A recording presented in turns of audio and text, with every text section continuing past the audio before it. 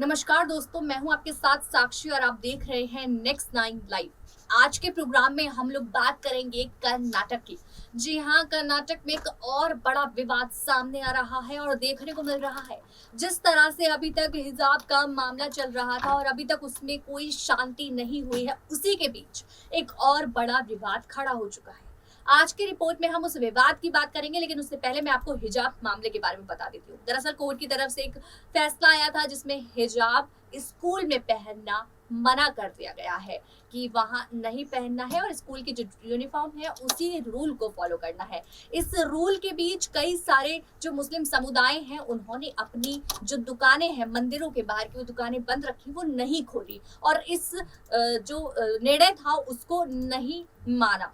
इस निर्णय ना मानने के चक्कर में हाल ही में जो मामला सामने आया है वो ये आया है कि हाल ही में मना कर दिया गया है कि जो मुस्लिम्स की मंदिर के बाहर दुकानें हैं अब वो दुकानें नहीं लगा सकते।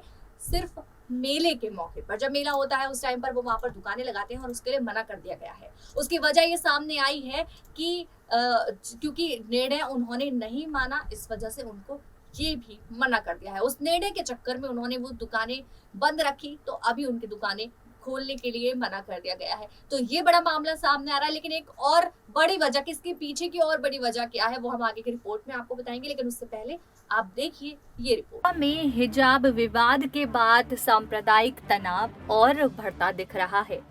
अब तटीय कर्नाटका क्षेत्र में कुछ बैनर्स दिखाई दिए जिन पर लिखा है कि मंदिरों के वार्षिक मेले में मुसलमान दुकान नहीं लगा सकते। स्थानीय लोगों के मुताबिक दक्षिणपंथी समूहों ने इसकी मांग की थी, जिसके बाद ज्यादातर मंदिर समितियां दबाव में आ गईं। दक्षिणपंथी समूहों का कहना है कि हिजाब पर आए फैसले के बाद मुस्लिम संगठनों ने बंद का ऐलान किया और अपनी दुकानें बंद रखीं। इसीलिए मंदिरों को उन्हें वार्षिक मेले में स्टॉल लगाने की अनुमति नहीं देनी चाहिए। आपको बता दें कि पुत्तूर तालुक के महालिंगेश्वर मंदिर में 20 अप्रैल से वार्षिक मेले का आयोजन किया जाना है। इस मेले में लगने वाली स्टॉल के लिए जमीन की नीलामी होनी है। इस नीलामी में मुसलमानों के हिस्सा लेने पर प्रतिबंध लगा दिया गया है। इससे केवल हिंदुओं को ही स्टॉल के लिए बोली लगाने की अनुमति है। दक्षिण कन्नड़ जिले में बप्पनहुई श्री दुर्गा परमेश्वरी मंदिर में भी वार्षिक उत्सव का ऐसा ही एक पोस्टर देखा गया। पोस्टर में लिखा था कि ऐसे लोगों को यहाँ बिजनेस करने की अनुमति नहीं दी जा सकती जो कानून का सम्मान नहीं करते और एकता के खिलाफ हैं। जो लोग उन गायों को मारते हैं जिनकी हम पूजा करते हैं, हिंदू अब जागरूक हो चुके हैं।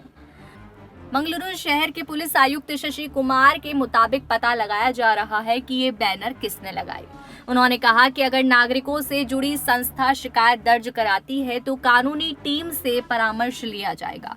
उन्होंने बताया कि तहसीलदार वहां का दौरा कर रिपोर्ट तैयार करेंगे। इसके आधार पर ही आगे की कार्रवाई की जाएगी। इन मंदिरों में वार्षिक उत्सव या मेले का आयोजन आमतौर पर अप्रैल में होता है। इस दौरान लाखों लोग मंदिर जाते हैं, इसीलिए करोड़ों रुपए का व्यापार भी होता है। पूर्व सीएम सिद्धारमैया ने इस कदम को निंदनीय बताया है। उन्होंने कहा कि आश्चर्य है कि जिलाधिकारी इस फैसले पर चुप है और ऐसा होने दे रहे हैं। सिद्धारमैया ने कहा कि सरकार संविधान की रक्षा करने के लिए बाध्य है और उसे ऐसे लोगों पर कार्रवाई करनी चाहिए जो संविधान पर सवाल उठाते हैं। आपको बता दें कि कुछ दिन पहले लगातार हिजाब पर चर्चा चल रही थी, जिसकी वजह से ये विवाद और ज्यादा बढ़ने की कगार पर हो गया है। सोशल मीडिया से लेकर सियासी गलियारों तक लगातार चर्चा का विषय बना हुआ था हिजाब। लड़कियों को हिजाब पहने हुए कॉलेज में प्रवेश नहीं दिया जा रहा, तो कुछ जगह हिजाब पहनी हुई स्टूडेंट्स को अलग क्लास में बिठाया गया। वहीं सोशल मीडिया पर भी हिजाब से बहस छिड़ी हुई थी और एक बड़े वर्ग का कहना था कि अगर हर कोई सिर ढकने के लिए पगड़ी, दस्तार, हिजाब कुछ भी पहन सकता है और वो उसकी स्वतंत्रता है। कर्नाटक में पीयू के सैकड़ों छात्र जिन्होंने हिजाब विवाद में प्रदर्शन किया था और उन्हीं अपने प्रैक्टिकल की उन्होंने परीक्षाएं छोड़ दी थी, उन्हें दूसरा मौका नहीं दिया जाए। फरवरी मार्च में हिजाब विवाद के चक्कर में कई छात्रों ने प्रैक्टिकल का बहिष्कार किया था। ऐसे छात्रों को दोबारा परीक्षा देने का मौका दिए जाने के संकेत दिए गए थे, लेकिन सरकार ने रविवार को उन छात्राओं के लिए उस विकल्प को स्पष्ट रूप से खारिज भी कर दिया था। यह प्रैक्टिकल परीक्षाएं बोर्ड एग्जाम का हिस्सा थी। अब परीक्षाएं छोड़ने वाली छात्राओं के भविष्य पर खतरा मंडराने लगा है। प्राथमिक और माध्यमिक शिक्षा मंत्री बीसी नागेश ने बताया कि हम संभावना पर विचार भी कैसे कर सकते हैं। अगर हम हाईकोर्ट के अंतरिम आदेश के बाद भी परीक्षा में हिजाब पहनने की अनुमति नहीं देने के लिए प्रैक्टिकल का बहिष्कार करने वाले छात्रों की अनुमति देते हैं, तो एक और छात्र किसी अन्य कारण का हवाला देते हुए आएगा और दूसरा मौका मांगेगा। यह सब असंभव है।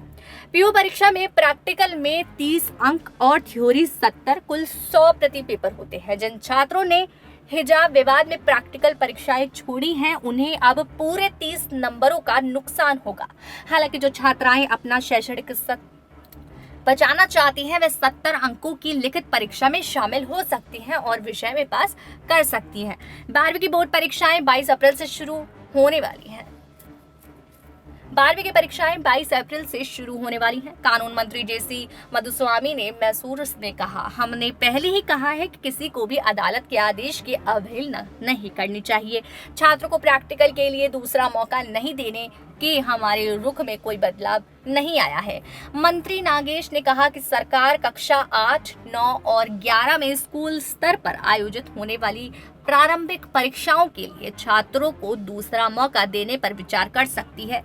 उन्होंने कहा कि हालांकि हम प्रतियोगी परीक्षाओं के साथ छेड़छाड़ नहीं कर सकते, क्योंकि ऐसा करना अलग परिणाम होगा। इसी बीच हिजाब मामले में जब फैसला सुनाने वाले न्यायाधीशों को धमकी भी मिली। खबर है कि राज्य सरकार नेशनल इन्वेस्टिगेशन एजेंसी के मामले में जांच करा सकती है। पुलिस ने मामले की गंभीरता के मद्देनजर तमिलनाडु के 3 लोगों के खिलाफ कार्रवाई की।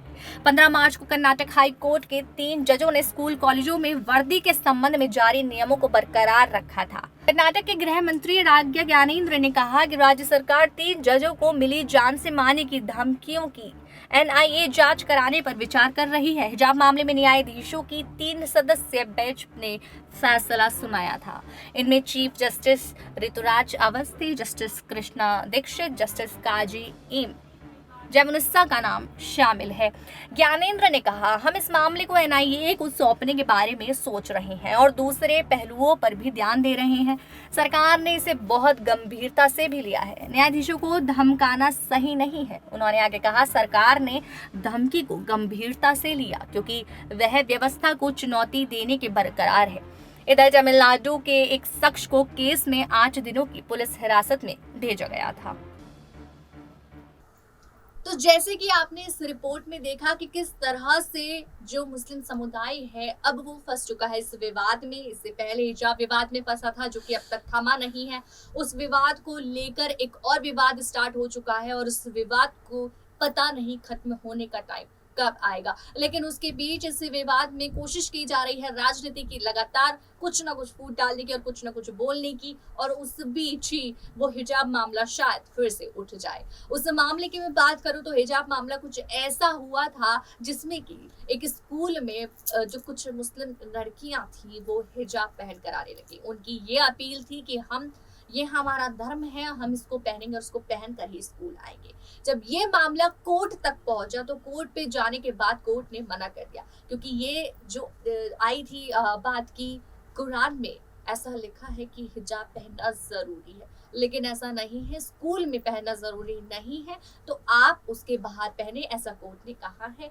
और स्कूल में ना पहने, स्कूल में जो रूल्स है, जो यूनिफॉर्म है, आप उसको फॉलो करें, उसको ना तोड़ें।